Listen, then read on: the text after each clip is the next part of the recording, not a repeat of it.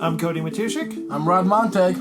We are the movie reviewers, and this is actually a mini review for the James Bond film Spectre, which came out in 2015. We're doing a run-up to the new James Bond film called No Time to Die in 2020. So we'll be doing reviews of the old Bond films, reviewing the Daniel Craig's, Pierce Brosnan's, Roger Moore's, Sean Connery, and good old George Lazenby.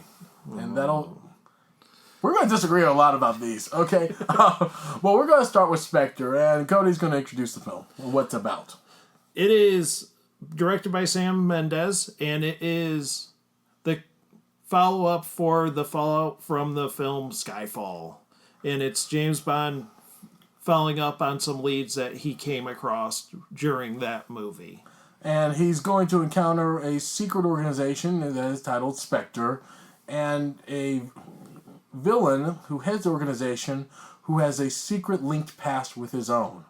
And it is a film starring Daniel Craig, Monica Bellucci, Ralph Fiennes, some very fine actors and actresses. And let's talk about the film in terms of its critical reception a little bit. It received mixed reviews, I think it's fair to say, though it was critically successful. It made around $800 million in total in terms of domestic and global market. Mostly in England.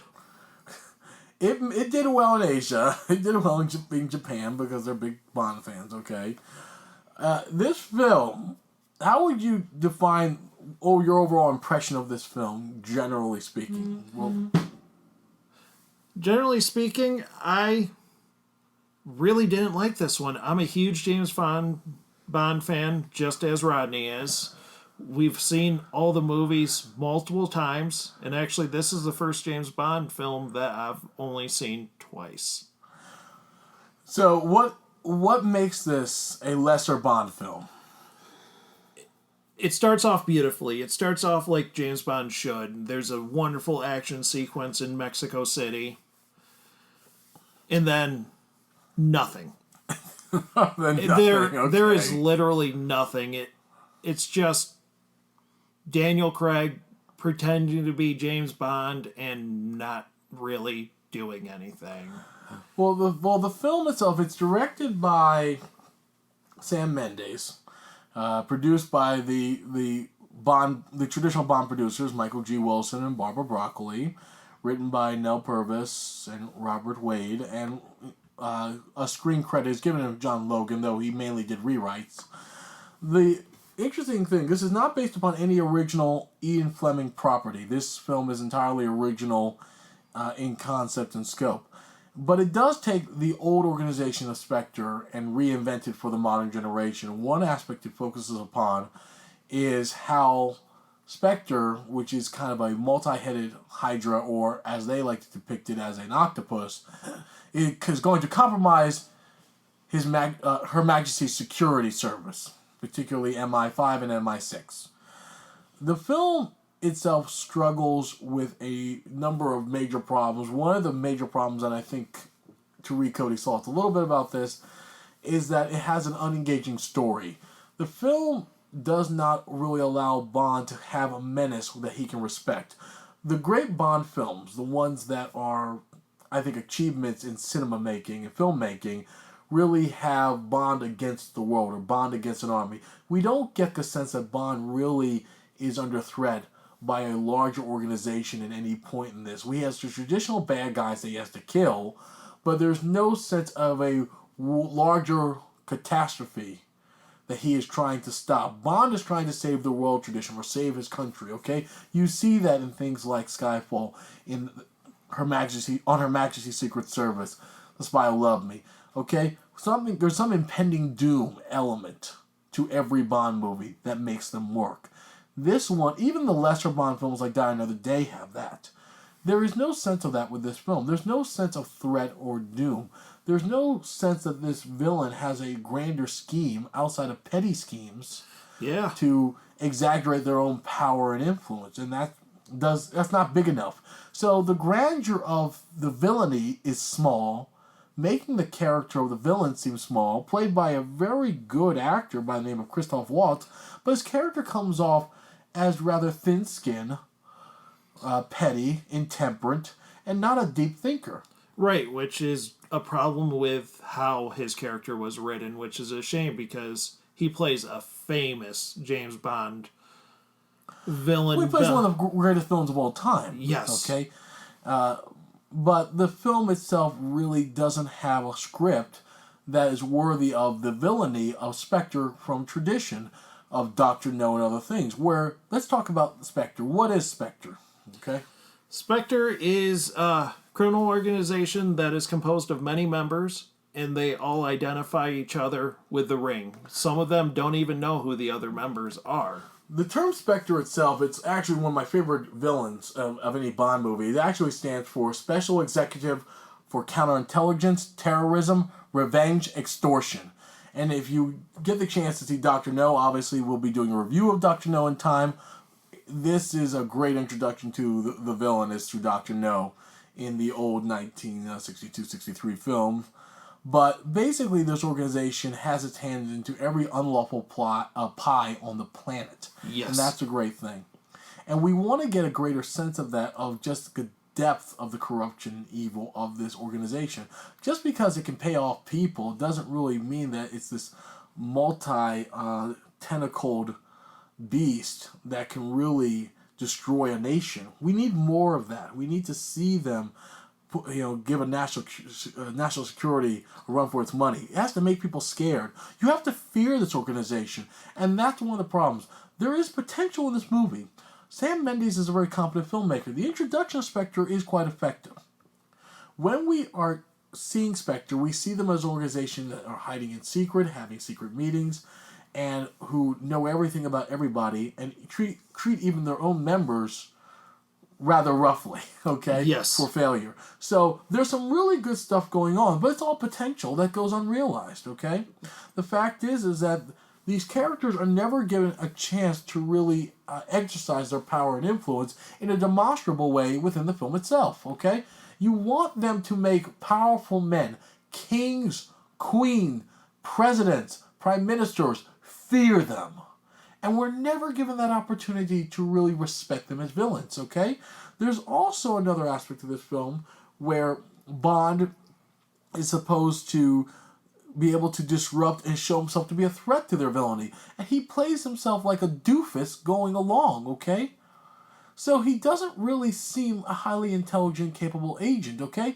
Even if you would say he's a blunt force instrument, he's a very effective blunt force instrument in the other films. Here, there is no point where he is ever really a threat to Spectre, except at one key critical moment in the film that is so absurd and outrageous and has so little to do with him that it's hard to respect the situation and the scenario entirely, that it's almost pathetic. Now, as you may have gotten the impression, I too am very critical of this film, as Cody is. However, Cody, what is one of the major problems that you have beyond the script of this film? Christoph Waltz is an amazing actor, and honestly, with how this movie was written, it felt like this was a part one of a two-part movie. Like, I was expecting something more. Like, well, he's you would say, is he underwritten? He's underwritten. The story just abruptly ends. Like, right. Well, it ends with a whimper. There's no question there. Oh, it does. It's a whimper. And they spent this time to sort of build up Christoph Waltz just for beautifully shot scenes that you think, wow, this is what I dreamt of with this character. You know what I mean? I literally dreamt of with this character. But honestly, if this was just part one of a two-part movie, I wouldn't be so critical of it. I would still, but yeah, but here's where I actually am more forgiving of the film. For one thing, the actors in place are quite good, okay?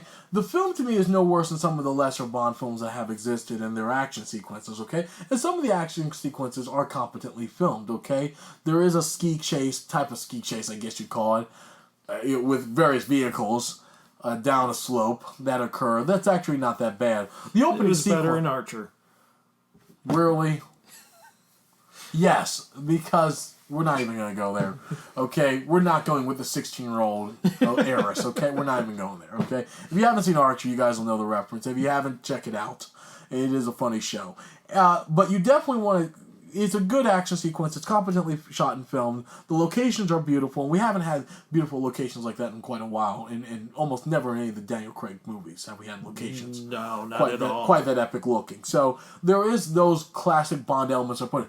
The other thing which this film has that I think the other more recent films have lacked, recent films have lacked, has been a strong opening sequence, which I have not seen really until... Skyfall had probably one of the better ones. Yep. But Quantum did not have a great one. Casino didn't. Casino, I'll quibble with you there. I like Casino's opening a lot.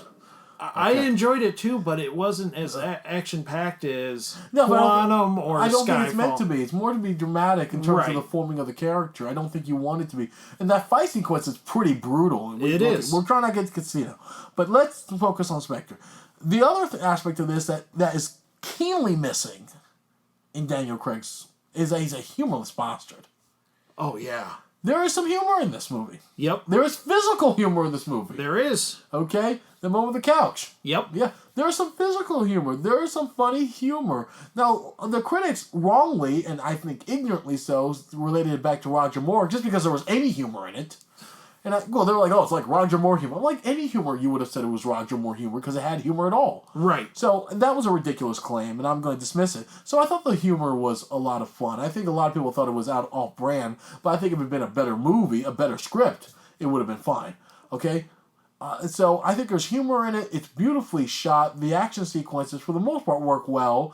The one on the train, I think, was mostly effective. Yeah. It's a great throwback to From Russia with Love. Oh, yes, definitely. You know, even The Spy Who Loved Me. Yep. So I think those work. It's got one of the best opening sequences of any Bond film since the 1960s. I mean, I think you have to put in the top 10, one of the top 10 best openings. Oh, I can't argue that. So I think there is elements, okay? The other thing is that it's not badly acted. It's not badly directed. It's just that it's lacking a strong story to undergird those things. That's the big problem, okay, guys?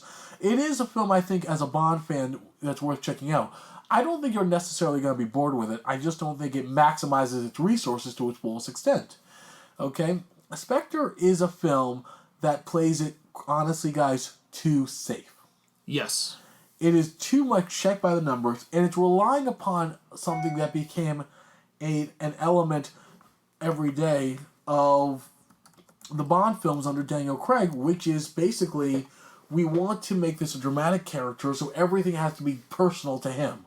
It can't be impersonal. Everything has to be personal to his drama and his psychology. It's all about developing his psychology. What you have to remember about Bond is that Bond is an enigma.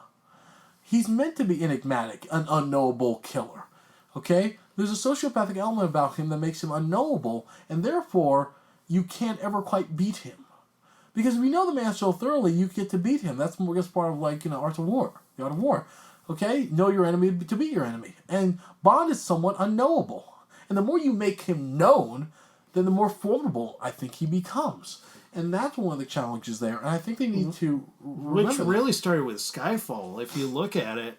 With him... With Skyfall, I think they thread that needle really well. Because in the end, what do you really know about him versus his background? Right. You see his background, but that doesn't really define him. Right. Because remember, even with his background, he's disconnected from his own history. He is. He doesn't value it. Nope. And that's what makes that powerful moment, is that there's even though you get to know he had these parents, he had this background, and this kind of thing, you don't get to know the man. Nope. The man is not his history. The man is not his family. The man is not his past.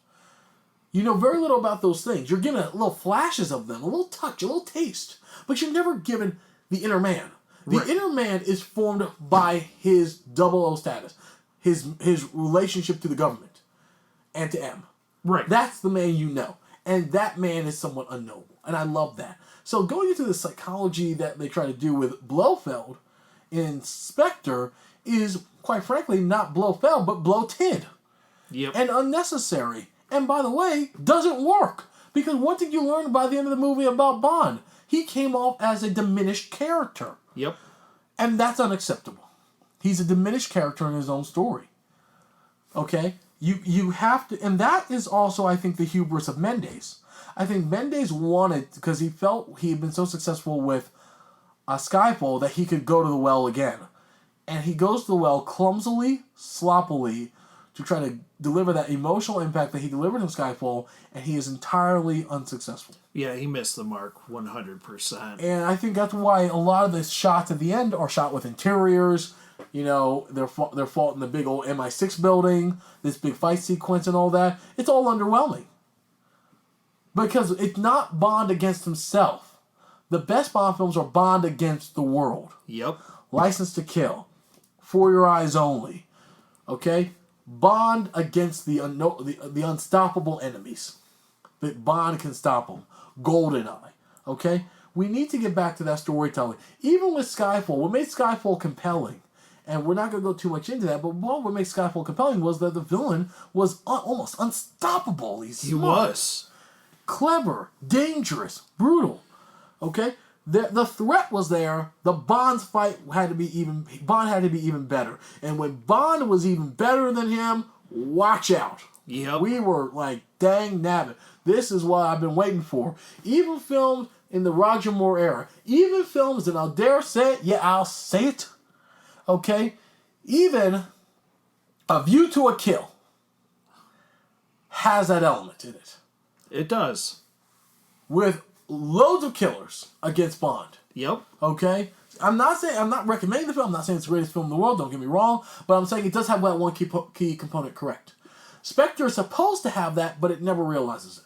Nope, not at all. But I do think it's a film, but where I'm going to quibble with you and disagree with you, it's a film worth watching. I think there are enough positive elements to say that this is a film that is an okay viewing experience. I don't think you're going to get bored by it. I think there's a lot of intriguing shots and elements in the film that play with you, and particularly if you've seen the earlier films. Okay? I just think they're handled a bit clumsily, you know, to be honest with you. But Daniel Craig is second to none in delivering a scorching performance as Bond, even in a subpar film that diminishes his own character. So I think there's something there to be said about Spectre as a film, despite the real concerns and issues that I think we both share. And I have a few more issues. Okay. Q is actually better written than the villain in this movie. Okay, what makes you say that? He has better lines. You actually sympathize with Q. Are we talking about the stolen technology? Yes. Really? Yep.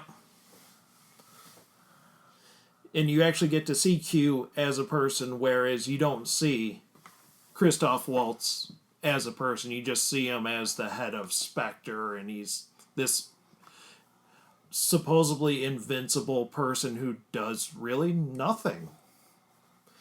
He has no threat.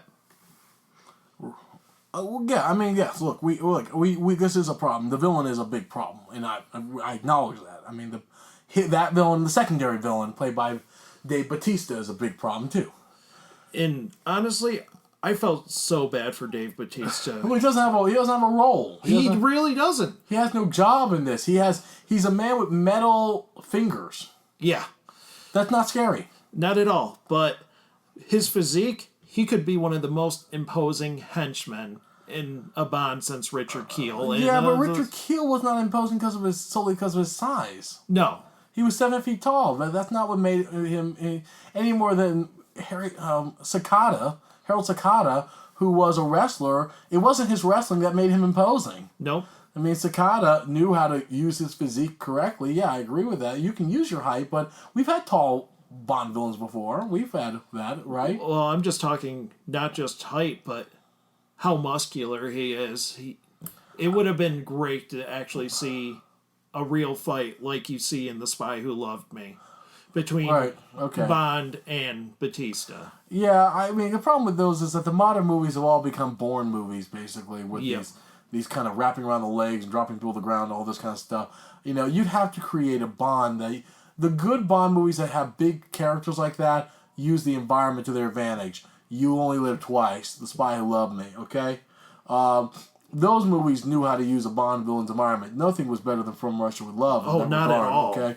So, I think you have to use the environment more fully, okay? That brings us to another issue, which is also the use of the technology in the vehicles.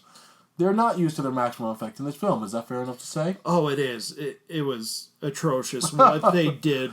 Oh, God. With the car chases and things like that. that didn't feel like a Bond film at all. It felt like a Fast and Well, Furious. you couldn't put it in the middle. The problem is they put it in the middle of Italy. They did. Italian streets, which are so narrow, you can't really do anything with these cars, okay? And it's not... I know people want to bring up... The Bond fans want to bring up...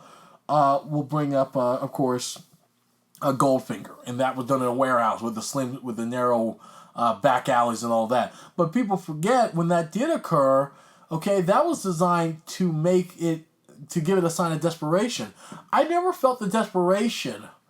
Because let me tell you, there was a desperation in that scene, the car chase in Goldfinger. Am I correct? Oh, there was. I mean, that's why the crash happens. That's a very powerful scene. Yes. I'll give you another one where the car is completely underused, but used to maximum effect. If that makes sense. It's used very little, but it's used to perfect effect in my view. Casino Royale. Yes, it is. There's no gimmicks. There is not. But there's a heck of a stunt sequence in that movie with that car. That felt like a James Bond stunt sequence. That was a moment, and again, it's just one moment. They use the car for what? Less than 6 minutes. Yep. If that. If that. Yeah. But it was used effectively for the story to maximum effect, correct? It is. This is over 6 minutes. This is like 7-8 minute sequence. And it feels rudderless. Yep. Pointless. Just like with a comic payoff, which is a bust. Not because it's a comic payoff, which is what the critics said. The critics say it's a comic payoff, so it's a bust of the sequence. No. They're wrong. It's a bust because there's no stakes. When there are stakes, that's when you feel it. I'll give you another example. When there are stakes with the car. The Spy Who Loved Me, okay, is using a Lotus Esprit. Remember that? Yep. That car, even though the car is never really under threat, the context in which the car is used makes us entertained by the car's usage. Like, oh, they're using this gimmick to get, or they're using this technology to get out of the situation.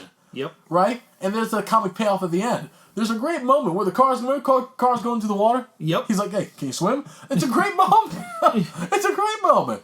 Do you ever really doubt Roger Moore's ever in threat or in danger? No. Okay, but what's great about the moment is that the stakes are that, okay, we're putting this car in this scenario underwater with all these missiles and bad guys. We know he's going to get out of it, but we've created the stakes now. Now you're like, okay, we know the stakes. How's he going to do it? Yep. With Roger Moore, it's never an if, it's a how. And the cool thing about Daniel Craig's Bond, it was an if, as introduced vis-a-vis the first movie. Can he get out of this? Because that was a real question in the first movie, right? It was. So, when you see Spectre, they've subverted that expectation with a weak chase sequence. And that's a mistake. It is, especially for Bond. Okay? If you're going to create stakes and you know Bond's going to get out of it, you have to do it in an entertaining way. Now, with Roger Moore, he usually depended on the technology, the little gizmos and gadgets. And we enjoyed them and we had fun with them. You can't do that. It would be inconsistent with Daniel Craig's character to do it that way. So you have to do it with Bond's wits. Yep. Bond MacGyvering it, if you will. And that fails to happen. Bond basically just used one tactic, that lame technology, which has been around forever, remember? Oh, yeah. And then he gets out of it. It's a lame trick. Ex Machina. It is. It is. And it's a shame. Okay? What would you say... Now, we've talked a lot about the negatives of Spectre. I've talked about some of the positives. Are there any positives you would say in the movie? The positives is the cast. They did a great job picking the casting. Christoph Waltz would be an amazing James Bond villain if they wrote the character right. Daniel Craig. So you said they put the elements in maybe to continue this on and be successful. I really feel like it's part one of a 2-part movie. Okay. Well, we'll see what happens. Certainly that'll be the case.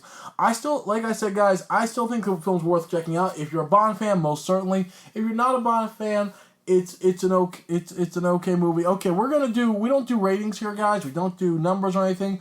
We do must see, should see if you're bored, avoid at all costs. So I'm going to let Cody go first. I I'm struggling with this one because I am a huge James Bond fan, and I'm gonna say watch if you're bored, but don't be surprised if you fall asleep after the opening sequence. I also will go with see if you're bored. I think it's a movie you can watch and come away from and come back to, and I don't think you'll miss much. I think it has a lot of pretty visuals. I think it's a picturesque movie. I think it just has it has pacing issues and it has some story issues that I'm hoping that they'll fix in the next one, okay? So we really hope that you guys will enjoy our Bond time as we do these Bond movies in the future and in the ramp up to the new Bond movie with Daniel Craig, his last and final one. So they say. We are very excited to talk about our next Bond movie, and we will see you soon. James Bond will return. In the meantime, I'm Rod Montag. I'm Cody Matushik. And we are the Movie Reviewers.